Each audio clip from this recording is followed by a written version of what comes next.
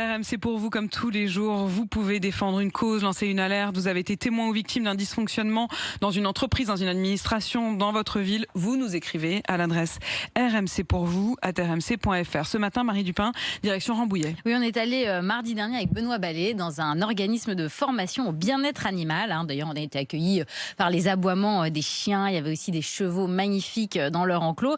Dans cet organisme, on vient apprendre, par exemple, le métier d'éducateur canin ou équin. Et si cette toute petite entreprise nous a contactés, eh bien c'est parce qu'elle ne peut plus payer ses factures. Pourquoi elle ne peut plus payer ses factures? Tout simplement parce que Pôle emploi, qui paye ses formations aux demandeurs d'emploi, eh bien lui doit plus de 7 000 €. Sandrine de la Pommeraye est chargée de l'administratif au sein de cette petite entreprise. Et ce qu'elle vit, c'est un peu les 12 travaux d'Astérix. Vous voyez ? Nous n'avons aucun contact possible. Il n'y a pas de téléphone.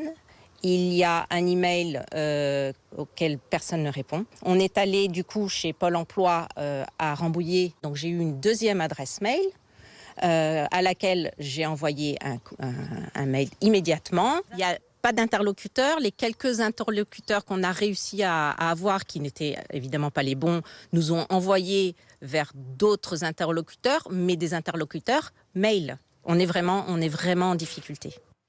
Voilà, vous avez compris, c'est très compliqué. Et au moment où on l'a rencontrée, eh bien Sandrine avait très peur de comment tout ça allait se terminer.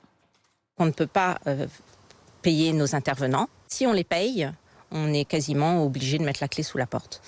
Parce qu'on est une toute petite structure et qu'on n'a pas de trésorerie et que c'est juste dramatique. C'est dramatique.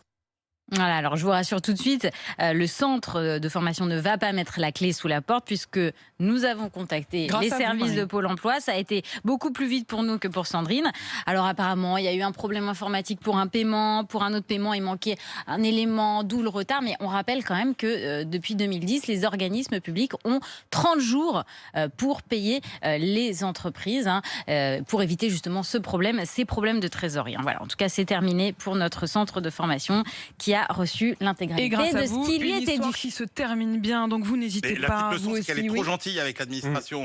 Ouais. Elle dit, on m'a donné une adresse mail, j'ai écrit, j'ai attendu, on m'en a redonné une autre. Non, quand ça va pas, il faut les harceler.